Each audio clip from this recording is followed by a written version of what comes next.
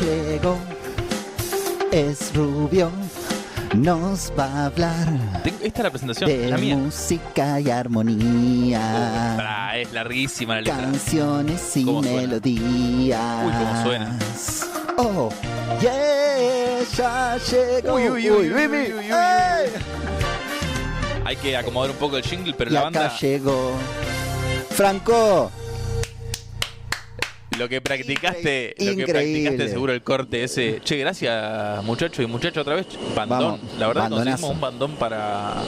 Sigo sin entender cómo les vamos a pagar, pero bueno, estoy muy contento, de verdad, porque la máquina de presentaciones venía totalmente paupérrima. Sí, Era lo peor del programa, era lo por peor, lo menos. era lo peor del programa. Después venimos nosotros, pero la máquina venía complicadísima. Bueno, hoy tenemos momento musical, le podemos decir momento musical de Franco. Es como hoy meter no en la trajiste- bolsa, ¿no? Como hoy- generalizar un poco. Yo sigo diciendo que es musiverso. Eso incluye toda charla de música. ¿Te que gusta quieras lo de tener. musiverso? Me encanta y lo trato de meter todo el tiempo y Hay que discutirlo con la gente de Yo gano por producción cansancio. de Búnker. así terminé en pareja. Yo gano por cansancio. Ok, no quiero que me voy a meter en ese territorio ni en pedo. Voy a pasar directamente a lo que va a ser la columna No, de hoy. eso fue un chiste. Columna de hoy que va a ser un poco distinta. En general traigo discos, como bien sabes, y te los hago escuchar. Al menos te hago escuchar 2 temas. Yo aprendo mucho con Te tu hablo columna. un poquito de eso. Yo aprendo mucho con tu columna. Pero hoy decidí traer, como no puedo traer un disco de este personaje, Sí. decidí traerlo un poquito a él, al menos a nivel verbal, Ajá. ya que es una persona fallecida hace unos cuantos años. No sé. Vamos a hablar de... Creí que me estabas preguntando ¿hace cuántos años? No, Digo, hace, sé de quién hace estamos unos, hablando. unos cuantos Ok. años. Ahí va. Perdón si me pongo medio grave de la voz, es porque me voy a poner un poco misterioso, ¿viste? Ah, Porque tuve que investigar bocha para esto. Sí. Inclusive voy a ir sacando los libros. Tengo unos libracos acá que tuve que traducir mucho de italiano a castellano. ajá. Italiano antiguo aparte, complicado. Hoy vamos a hablar de Niccolo Paganini. Paganini. Paganini. Me suena ¿Te suena? fiambre. A fiambre. Por Paladini. Por Paladini, sí, pero Mirá, no tiene. o Paganini por las figuritas, que acá Sí, también te suenan. por Paganini. No tiene absolutamente un orto que ver con ninguna de las dos cosas. Ok. Niccolo Paganini, nacido en Génova, 27 de octubre de 1782, y fallecido, como dije antes, y por eso no pudo venir, fallecido en Niza, un 27 de mayo de 1840. ¿Quién es Paganini? Paganini, en principio, es un compositor italiano, Sí, violinista. sí. Decir violinista resume mucho porque también tenía obras de guitarra y también llegó a armar obras orquestales, pero él fue reconocido por no solo ser violinista, sino cómo ejecutaba el violín. Sí. Como dije antes, nació en Génova en el 1782. Previo a esto quiero hacer una mínima, no explicación, sino para contextualizarnos. Esto claramente vamos a hablar de una época de música clásica. Sí. Para ubicarla un poquito en el tiempo, podemos decir que la música clásica va del 1750 al 1820. Claro, porque acá hay una aclaración. Lo que nosotros conocemos como lo que generalmente le decimos música clásica, en realidad es música académica.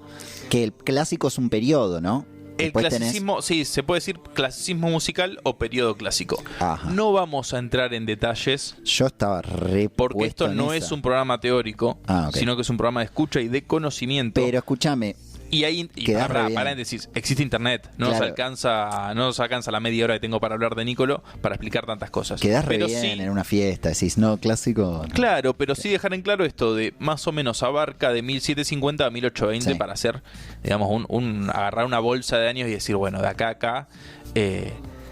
Lo tenemos apagado. La música clásica se refiere a composiciones musicales que abarcan estos años. Y vamos a hablar de este músico que, como dije, nació en 1782, es decir, unos 30 años ya que existía de alguna manera esta música clásica, que vale destacar que siempre cuando estás en presente ellos no le llamaban música clásica, es decir, ¿no? Sí. Eran músicos. Se termina poniendo este nombre a través del tiempo. Como decimos, la edad de piedra, etc. Sí. A posteriori, con el diario del lunes. Claro. Hijo de Antonio Paganini y Teresa Bocchiardo, ellos eran una familia dentro de todo humilde. Sí. El padre era, digamos, mercader marino, por Sí. no decir No estaba nunca. que tenía una pescadería. Y no estaba. Era el del puertito. ¿no? Sí, No es que- sí, no, era... no estaba arriba del barco. Claro, no, para nada, era comerciante, básicamente. Pero, y acá vamos a tirar la primer semillita para la psiquis de Niccolò, el padre era violinista amateur. Ajá. Y bueno, como pasa en muchos casos, empezó a ver en el padre, no obsesión, pero sí una clara formación musical en Niccolò. Sí. Niccolò de chico empieza tocando lo que es la mandolina. No sé si la tenés. Ya como hoy una- en día no es tan normal ver una mandolina. Como una guitarrita. Estás en un asado, ¿no? no es normal que alguien saque una mandolina y toque No, jiji con la ahora- mandolina. Ahora llegó el ukulele. Ahora es Claro. ukulele full. Pero viene a ser, sí, un instrumento más de cuerda, más pequeño. Sí. También se puntea o se rasga. Sí. Entonces, Niccolò, digamos, su inicio musical es con eso. A ver, a los 7 años ya Sí. empieza con el violín. O sea, la mandolina es una cuestión Anecdótica. que- jugar con cubos Sí, para Paganini. ¿Me Sí. explico? O sea, pero lo que dije antes, tengamos el dato de que el padre ya era violinista amateur y yo le voy a agregar quizás frustrado, Ajá. porque ¿quién que no es músico no quiere vivir de eso para toda su vida? Que en ese momento no era tan normal. Claro. Ahora vamos a más o menos explicar por qué. Pero digo, ya estaba la semilla de que el padre le gustaba eso. Le Sí, gustaba y pasa mucho. Yo sé mucho de psicología, que a veces las paternidades de alguna manera quieren reproducir o proyectar en sus hijos ciertos sueños frustrados. Claro, ¿no? el sueño frustrado de yo no pude, ahora podés vos. A los 7 años, cuando Niccolò empieza a tocar el violín, se dan cuenta que tiene los dedos, las manos y los brazos un poquito más largos de lo normal. Ajá. Cuando digo un poquito, nos referimos a que en la edad adulta a Niccolò le medían 45 centímetros las manos. Es decir, de la punta de la palma a la punta del dedo, 45 centímetros. Claro. No es como una cagada eso para tocar. Para tocar el violín porque es como un arco muy chiquitito, digo. Capaz para el piano, el detalle ¿no? es que sus dedos eran largos y finos. Ah. Justamente con lo que decís, respetando un poco el patrón. Y también imagínate una persona que toca el violín desde los 7 años. Sí, una agilidad. Esa mano está totalmente ejercitada, digo, se va ejercitando mucho y se va transformando mucho. Me imagino el joven mano de fideos y es No, es lo como- que después se termina medio descubriendo, insisto, yo tuve que investigar y sacar libros en italiano los para anales de que posiblemente tenía el síndrome de Marfan, no sé si lo estoy diciendo bien, que Sí. es una suerte de síndrome que genera ciertas no deformidades, sino como transformaciones en lo que es la fisonomía humana, Sí. y en general en las extremidades, ¿no? Pero también reforzaba una imagen de él, que él va creciendo y también sigue siendo como flaco y largo y chupado, ¿no? Sí. Y va empezando a tener una melena que le va creciendo desde niño. Veo acá unas fotos con un look medio Wolverine, medio de patilla grande. A y eso vamos a ir llegando porque él medio todavía coso. tiene 7 años y recién inicia el violín. El tema es que ya con 9 años hace su primera aparición pública. Ajá. En 2 años de tocar el violín, el padre lo lleva a tal nivel que a los 9 ya está tocando públicamente. Sí, 2 años que es tocando 12 horas por día, me Y a imagino. los 13 años Sí. inicia una gira por varias ciudades de Lombardía. Lombardía, zona cercana a Génova. Es decir, empieza a girar por su país. Sí. Me estás contando Estamos- la historia de Luis Miguel. estamos hablando- pero en 1700. Exacto. Y en como- una época donde no era una salida laboral. O sea, sí salida laboral, y ahora vamos a hablar por qué. Como dijimos, estamos en el periodo clásico de alguna manera. Sí. ¿Qué pasa? Para llevarlo a un nivel político o mejor dicho monárquico, la sociedad no está transformada del todo porque sigue habiendo monarquías, pero hay una suerte más de socialización, no monarquías socialistas, pero sí ciertas monarquías que hacían una apertura de teatro y podía ir gente de Claro. quizás pobre o quizás que no era. ¿Me explico? Como que había... Me empezaba a darse otra... Se empezó a transformar la sociedad que después, Te con tiraban las un revoluciones posteriores francesas, etcétera, se iba a ir toda la mierda eso a nivel monárquico. Pero previo a eso estamos hablando de no era normal decir, che, el fin de voy a ver a tal. No, aparte lo digo, que yo pienso, no había radio, no es como que vos prendés la radio, era o toca a alguien. Totalmente, inclusive cuando en la primera época de Paganini no había prácticamente métodos de grabación. Ajá. Por eso vamos a reforzar mucho esto de que el padre ya de chico lo hace tocar, y no solo lo hace tocar, sino que lo lleva de gira. Ajá. A los 13 arranca y empieza de gira. Niccolo Paganini, gira que no va a terminar y va a tener muchas idas y vueltas hasta llegar aproximadamente a sus 20 o 18 años, en donde los archivos acá me fallaron mucho. Hay muy poco archivo de esta época de Niccolo. No se ve la hoja, está pero muy amarilla. Hay una parte bastante oscura y muy de época en la cual él termina preso por un supuesto asesinato a su esposa. ¿Qué? Él en un momento no se aclara quién fue la esposa con quien tuvo un hijo. Ajá. Que ya hablaremos del pequeño Niccolo. No se llamaba Niccolo. El pero pequeño de Niccolo. Ya hablaremos de Paganini Jr. Él cae preso. Esto más que nada para que entendamos también el personaje, lo que le va pasando. Empieza una gira, o sea, a los 7 años arranca a tocar violín. A los 9 ya hizo aparición pública. A los 13 está de gira. A los 18 ya está en Cana. Y tiene un hijo. o sea, un elipsis ahí que digo, ¿qué pasó? La chocó muy pronto. Sí. A todo esto, con el tema de la gira y eso, y remarcando que es otra época, empieza con consumos de muy joven. Claro. O sea, es una persona que arranca con consumos de alcohol. Ya vivió más que yo. De alcohol, 18 tabaco, años. no sé si tan de joven opio, pero después se va a meter el opio de por medio. Entonces, él tiene esta faceta en la que está preso, con un hijo fuera. Lo liberan en un momento, me encantaría decir por qué, pero no hay archivos. La verdad que hay muy poca información. Lo liberan, sigue de gira, pero lo increíble es que él a los 20 años hace lo que es su primer gran obra, que son 24 caprichos. ¿Cómo? ¿Se llama así? 24 Vamos a meternos un poco esto. ¿Qué es un capricho? Ajá. Porque no es algo de Paganini, no es que justamente es un capricho de Paganini. Es una pieza, un capricho. Es una pieza compuesta de forma libre y fantasiosa. Es decir, él era intérprete, es decir, los shows de él era él y su violín. Tocando. No había una orquesta, no había una base, vos ibas a ver a Paganini, era él y su violín. Sí. Capricho se le llama a esta pieza que no termina de ser en ese momento ni una canción, sí, ni una obra, sí. Es esta pieza, es esta suerte. ¿Qué pasa en el clasicismo? Se da algo también que empieza a iniciar, que es el romanticismo, que es el artista expresando que, como anteponiendo sentimientos. Ajá. Por sobre los axiomas musicales de formación de acordes, de armonía, melodía, sino como reforzando los sentimientos a la hora de ejecutar las notas, de armar las melodías. ¿Querés que escuchemos un poco? Sí.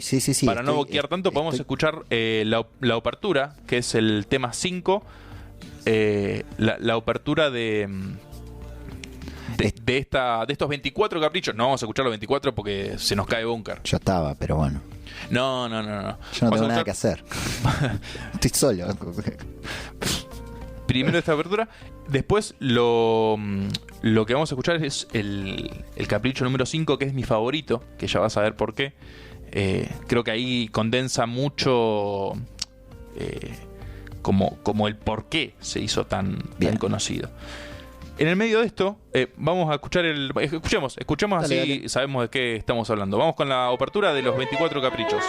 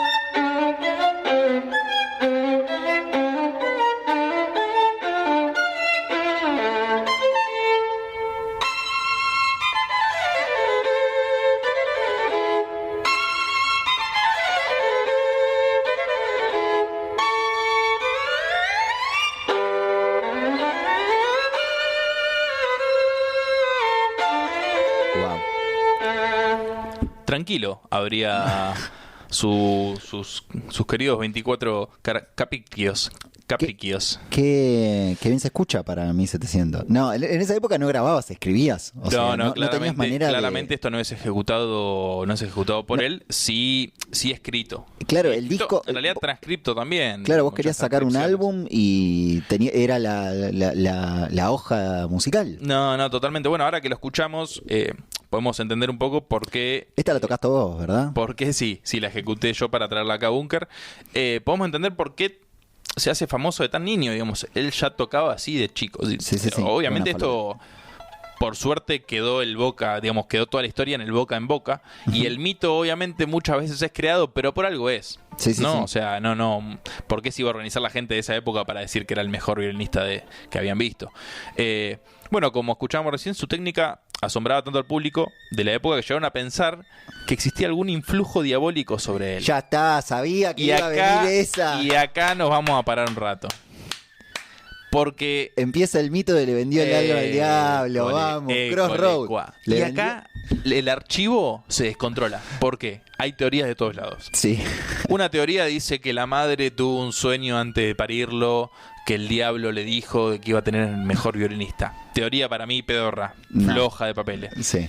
Otra que después reflejaron en algunas películas que hicieron, que ya vamos a hablar, cuentan un supuesto encuentro de él con el diablo, de que él se levanta una mañana y llega el diablo y hacen una suerte de pacto en el cual él entrega su alma o algo así a cambio de ser el mejor violinista del mundo, o al menos de ser conocido y millonario, o sea, y tener plata. Sí. Que después se la va a jugar toda Paganini, ya vamos a hablar de eso. Unos problemas de juego terribles. Es el Diego, boludo. No, unos problemas de juego terribles.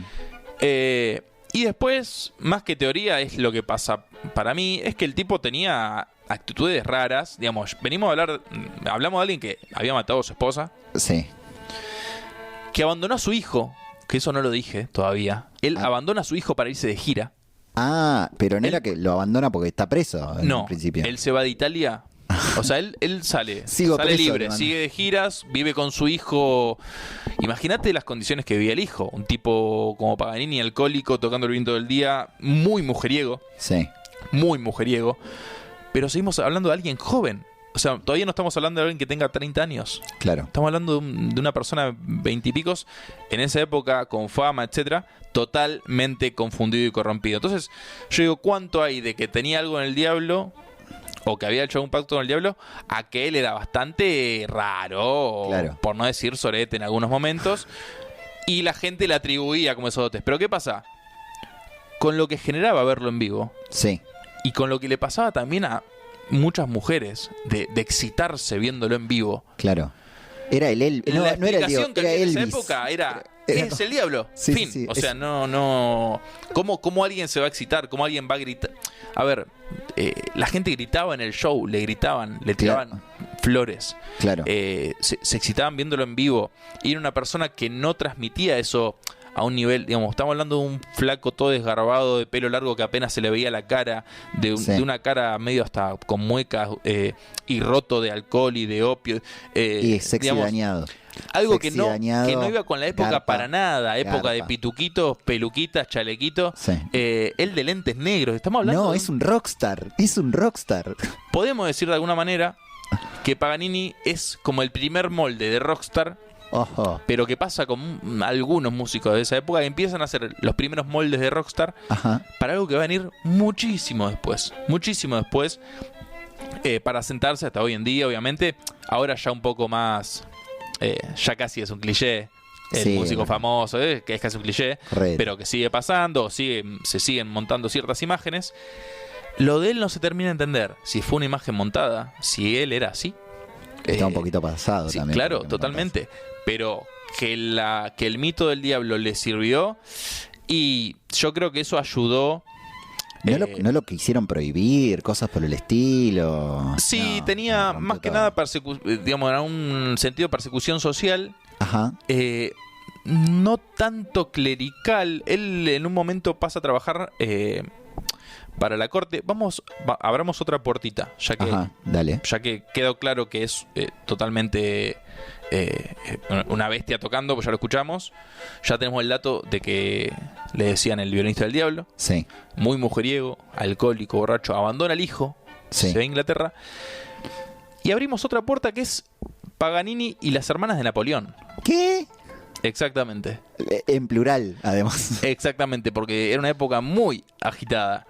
Desprendido ya de la tutela paterna, básicamente porque abandonó a su hijo, pasó 3 años en Lucca, junto a su primer amor. Lucca era de alguna manera una ciudad italiana, Ajá. que no sé si sigue existiendo hoy en día. No me suena. No me quedó claro el archivo.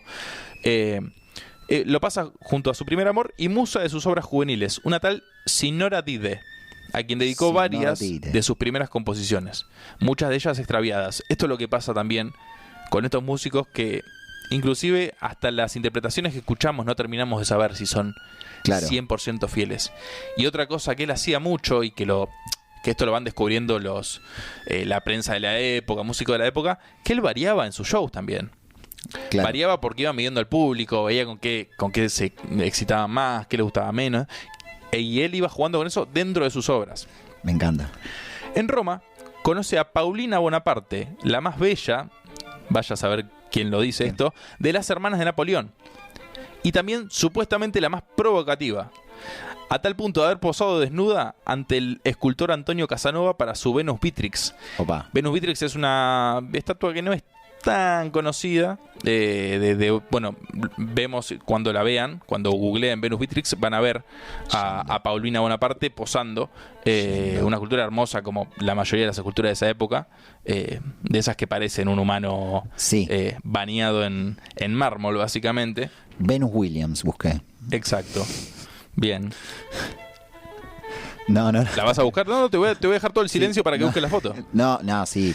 Después de la muerte, Impresionante. después de la muerte de su primer marido, el general Leclerc, León. su hermano, Napoleón, la obliga a casarse con el príncipe Camilo Borghese, el hombre más rico de Italia. De una. A ver, claramente, siendo Paulina, como dije antes, que era muy desatada, le chupó un huevo le chupó un huevo y siguió viéndose con Paganini, teniendo varios encuentros con Paganini. El tema es que también... No me lo imagino muy fiel a Paganini tampoco. No, el tema es que también en Lucca conoce a Lisa Bonaparte, ¿Qué? la otra hermana de Napoleón, que ella estaba casada con Félix Bacchiocchi, y Napoleón la había nombrado duquesa de Toscana y princesa de Lucca. Sí. El lugar donde llegó Niccolò. Donde Niccolò se desempeñó como músico y también amante de Lisa. Él era músico cortesano, es decir, él tocaba para esta clase política de alguna manera y vivía con ellos. Era como León Gieco. Vivía con ellos. ¿Se entiende? O sea, Sí. Esta familia cortesana, así como tenía gente que hacía trabajo doméstico de jardineros, tenía músicos. Nico, tocate unos Exactamente. temas. El tema es que Nico no solo tocaba el violín en esa casa. Claro, era bastante más larga. Exactamente. Claramente el prestigio de Paganini crecía día a día. Encima, sobre todo yéndose cuando se va a Italia y hace giras por Londres, explota todo. Sí. Porque gira internacional. Un Sí. músico del 1700. No, una locura. Crece día a día. Y cuando empieza a cultivar más la leyenda diabólica, es cuando también empieza a crecer muchísimo más su nivel. Claro. Muchísimo más. Su nivel encima de como violinista. Sí, porque casi que empieza a jugar, creo yo, con esa suposición. Claro. Con esa suposición. ¿Querés escuchar el Capriccio 5, que me Sí, encanta a mí, sí, y que sí, creo sí. que ahí un poco se apoyó el diablo para componer esto? Esta A sí, ver, para ¿qué escucharla entera es cortita. A ver.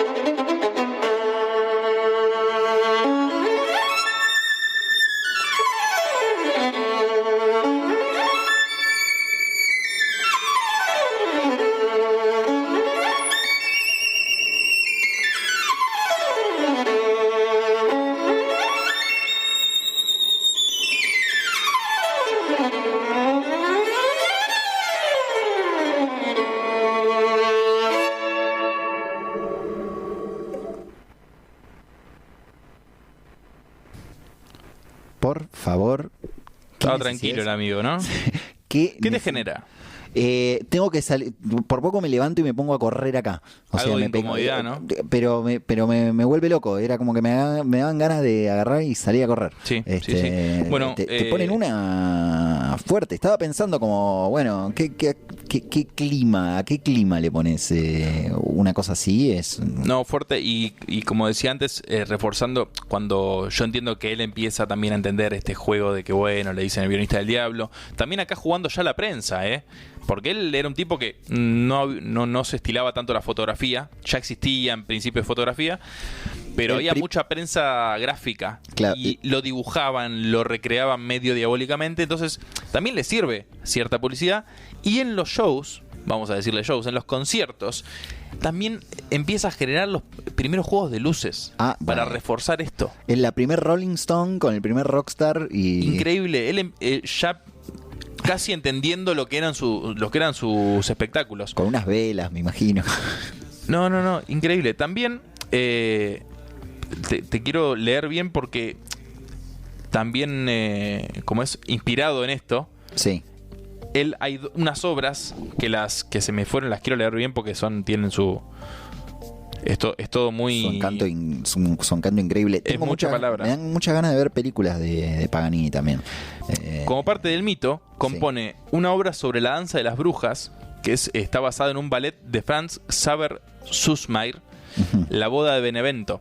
O sea, él ya, digamos, tira una referencia de una obra que, bueno, habla de danza de brujas. Sí.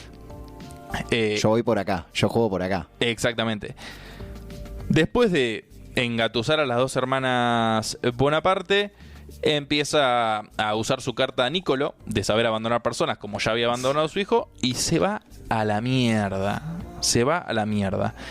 Ahí vuelve a Italia un tiempo, sigue con sus giras. A ver, se va de ser cortesano, de vivir con esa familia, digo, se va. Y también estamos hablando ya de un tipo llegando a los 30 con una vida... ¿Llegando a los 30 o ya terminando a los 30? Llegando, estamos diciendo exactamente, claro. Llegando o terminando, estamos por... vos decís llegando a los 40, ¿no? Claro, no. Llegando a los 40. Vos pensás que Paganini fallece a los 58. Claro, bueno. Sí, pero ya vivió más, 2 vidas mías. Ya... Sí, podrísimo. Cuestión que se va a la mierda. Vuelve con su hijo, que no sabemos cómo habrá sido ese reencuentro. Volví de buscar puchos. Sí, hay varias anécdotas de un Paganini ya viejo acompañado por su hijo casi como un asistente. Ajá. Bien, digamos como que tranqui. Se ve que el hijo aceptó su vuelta. Paganini renuncia a las giras en 1834. Y en 1836 dio en Niza su último concierto. Ya estaba muy débil, se notaba, digamos, y sus problemas lo empezaron a generar una disfonía. Claro. Él tiene una tuberculosis diagnosticada en el 1819 y entre el 34 y el 40 tiene hemoptisis. O sea, le empiezan a entrar las balas por todos lados. Claro, todo lo que había zafado le empiezan a entrar.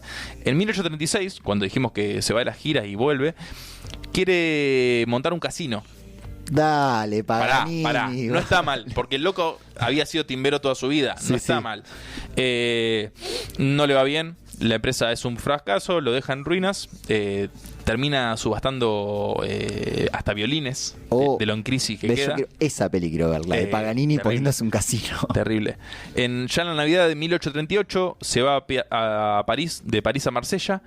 Después de unos días se va a Niza y ahí ya en vez del violín empieza despacito a aprender a tocar el arpa. En 1840 el obispo de Niza le manda a Paganini un párroco local para que recibiera los últimos sacramentos, y el músico dijo no, todavía no. Dijo no, a mí me queda vida. Dijo no me maten. Pero una semana después, 27 de mayo de 1840, en la casa del presidente del Senado, Paganini sufrió una hemorragia interna y murió antes de que se pudiera llamar un sacerdote. Después de esto empiezan algunos idas y vueltas, porque el obispo de Niza prohíbe su entierro. en tierra consagrada por su reputación de masón. No No tanto por la historia diabólica, sino porque nos enteramos que es masón. Claro. Paganini, otro lindo término para buscar. En ese momento, sobre todo músicos y eso estaban bastante asociados. Full con la masonería. Su cuerpo es embalsamado y almacenado en el sótano de la casa donde había fallecido. Un tipo de esa característica, por ser masón, en vez de darle una respetable sepultura, lo tiran ahí embalsamado en un baúl. Sótano. En 1853 fue enterrado en el cementerio de Gaión y después de 4 años y un llamamiento al Papa, tuvo que intervenir el Papa. La iglesia permitió que su cuerpo fuera transportado a Génova, pero no fue sepultado hasta 1876 en el cementerio de la Villetta di Parma. ¿Pero en qué lo tenían? En hielo. En 1893, el violinista checo Franz Cake convenció al nieto de Paganini, Attila, de que le permitiera ver el cuerpo de violinista. Después de este episodio, el cuerpo de Paganini fue finalmente enterrado en un nuevo cementerio en Parma en 1896 y le dejaron de romper los huevos al pobre Paganini ya muerto, que lo hicieron girar más que cuando estaba de gira. Pero la baranda que estaba alargando. Estuve viendo que hay una película de Paganini. Ojalá hubiese una, porque tuve que investigar mucho yo para esto y me miré como 3. ¡Oh! Y no están buenas. No Eso es lo primero que voy a Hay adelantar. una que es de Klaus Kinski. Bueno, ¿querés que arranquemos por esa? Dale. ¿Qué pasa? Yo me pongo a investigar esto y me aparece una película de Klaus Kinski, actor que me gusta mucho, actor alemán que me gusta mucho, lo conozco sobre todo por Herzog. Dije, chao, genial, es por acá. Sí, yo la vi. Ay, lo que es esa película, hermano. A ver, Klaus está bien porque lo representa a él como esta cuestión de flaco, desgarbado, medio una mirada la penetrante. dirigió él encima. Bueno, eso explica muchas cosas, porque tenemos que ver a Klaus Kinski practicándole sexo oral a una piba. ¿Qué? Tenemos que ver a Klaus Kinski que se la chupan a él. Tenemos que ver a Klaus Kinski oliendo un culo. O sea, la porno de Klaus Kinski. Entramos en una película erótica musical con Klaus Kinski, es rarísima. ¿La quieren ver? Mírenla. Está buena porque de fondo suena constantemente Paganini, lo cual está muy bueno, le da una atmósfera rara, pero es una peli difícil. Bien. Difícil. Después tenemos la otra, alemana, que no me va a salir el... Yo con el alemán la tengo como El violinista del diablo, pero quería traer el nombre en alemán porque era linda. Sí, dirigida por Bernard Rose y estelarizada por el violinista David Garrett. Está en Londres en 1830. Esta peli cuenta sobre todo la ida de Paganini de Italia a Londres. O sea, te muestran la separación de Paganini y de su hijo, que básicamente se lo llevan borracho a Paganini y su hijo gritando de atrás, papá, papá. Papi. Y te muestran cómo en Londres, básicamente Paganini quiere estar con la hija del anfitrión que lo recibe en la casa. Ajá. Un tipo que para llevarlo a Londres también se endeuda hasta el orto porque le paga varios viajes a Paganini. Paganini no va en ninguno. El tipo casi que tiene que vender la casa, la familia casi lo fleta, hasta que Paganini va. Bien. Y este tipo lo recibe. No me puedo acordar, era alguien con un cargo político, que no me voy a acordar. Pero el tipo estaba descontrolado porque Paganini llega a Londres y bueno, cuando efectivamente llega, se da cuenta que no solo era un genio, sino que también le estaba serruchando a la hija. Opa. ¿Y 3 viste? ¿Y una más? No, vi esas 2. Y dijiste hasta acá. Y dije hasta acá. Y después lo que hay es referencias. Encontré una en la película Encrucijada del 86. Ah, sí. Que es la del diablo, la del que le vendió el alma al diablo. Claro, bueno, y en un momento suena un tema de Paganini. Ahí está, y claro. Paganini Horror 1989, dirigida por Luigi Cosi. Es de una banda de rock femenina, la cual usa una infame y antigua partitura para grabar su nuevo álbum en una vieja mansión. Bueno. Seguramente sea una partitura de Paganini. Las podría ver, pero ya les digo, la versión alemana, El violinista del diablo, es del 2013, es un poco más actual. Y está. Es rara porque medio que Paganini está de Ray-Ban, pero bueno, es lo que... Pará, vos me dijiste, yo iba con gafas negras, yo me imaginé un Paganini de Ray-Ban. Sí, en esta peli es medio Fito Páez, pero bueno, es la producción que había. Onda de y en la de cuero. Kinski, prepárense para ver una peli experimental. Experimental y ver algún que otro ahí, un pene, una buena vagina. Es como, no es tan musical la película, claro, okay. Pero está. Así que bueno, espero que puedas disfrutar a Nicolo. Ojo cuando lo escuchás, Sí. No lo escuché de noche, Ok. ni con una vela prendida, nada raro, porque no sabemos. Igual Ok. bien, estuvimos hablando de Nicolo y acá no pasó nada en el búnker. El primer rockstar de...